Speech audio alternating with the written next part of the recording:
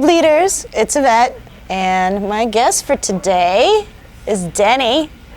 He's got some awesome books he wants to talk to you about. He's a local creator here in Phoenix, and he's also an awesome artist. I actually just went to one of his art shows not too long ago, and I think it was a really good received art show. Yeah, I had a lot of fun that night. It was kind of weird. Whoa, I can't even speak today. Thanks for untying me from those power cables earlier. All right, so one of the books I do is called Jenny Spookowski, Ghost Girl.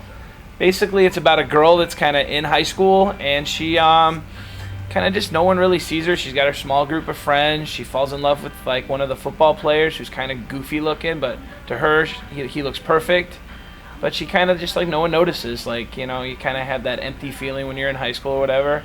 I'm a high school teacher during the day, so I kind of see what the kids go through all the time. And I remember kind of high school kind of sucking. Like, you had all this different stuff going on. So I kind of want to write it from that point of view, but kind of make it more hopeful and not so like angst-ridden and stuff like that. So the other one is Cousin Harold. We got 3 issues out, plus there's a special floating around somewhere. Basically, this is designed for 10-year-old me. So it's just kind of a funny animal, goofy rat detective stories. There's really no detectiving going on. It's just kind of goofball stuff. Mm-hmm. You know, he loses his cheese, and he finds his cheese in a pretty obvious place in one story. They have a missing person. They think the person's missing, then they find him, and they realize it's not the person missing, but something else was missing. And then they accidentally had found that along the way, so everything's solved. So it's kind of, it's just no big deal.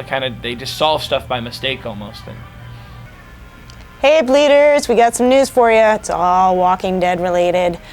And first up, we have news of the #1 issue being reprinted in color. So it should be interesting.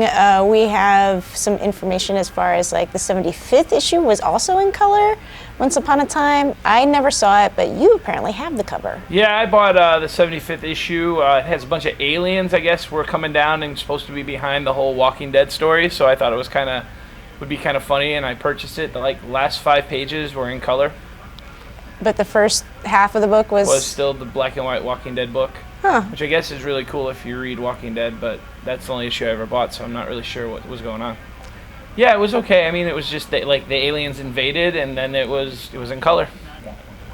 So the next thing on the Walking Dead news front, UK is getting 111 and 112 at the same time. 112 is coming out a week before the US release, so there's probably going to be spoilers all over the internet. And you know why this is happening? Yeah, from what I hear, issue 111, someone hijacked the whole shipment, or they got lost or something on their way over to the UK.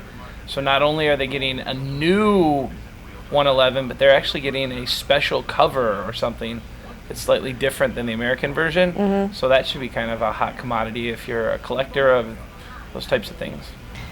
So Bleeders, in case you watched last week's episode, I went to a Teenage Mutant Ninja Turtle event. It was a green carpet tour. It was awesome. And I got to meet Kevin Eastman and Ernie Reyes Jr. And they were two really cool guys. And I got some swag that we are giving away. Dun, dun, dun, dun. A signed t-shirt by both gentlemen.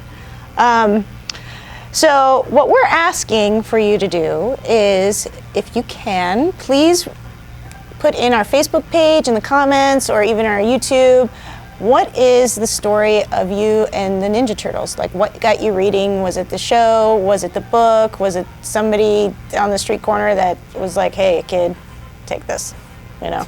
So, but you started reading it, right? Yeah, I found my first comic shop probably like 13 years old, and I was going in kind of on a weekly basis, maybe every other week, and one week this Turtles book came out. I don't even remember what issue it was. I know it was before issue number 10, because that's the first book I bought on my own, like, without someone telling me to buy it. But the new one came out, and they're like, oh, I'm so excited. What are these guys excited about? So I think it must have been number 9. It might have been number 8. Because, you know, it was a black and white book, and at that point when you first get it, it's like Marvel, DC, but it was the first black and white book I bought, and I was like, this is kind of awesome. And I think number 10 or 11 was the last one that that Eastman and Laird was on, and then they were off, and I was like, oh, this book sucks, you know. And then eventually I got more money and was able to go buy the back issues, which were at a kind of a premium price at that point. So I never got a first print of number 1, but I think I have a first print of number 3. If you guys missed out on the original series way back when, you can go to your local shop and ask them for the Color Classics Teenage Mutant Ninja Turtles. And they're all colorized, and it's all the original stories from back then. And also pick up the new series, which I gotta tell you, is just as cool. Well, that's it, Bleeders. Thank you again for watching. Take care, Bleeders.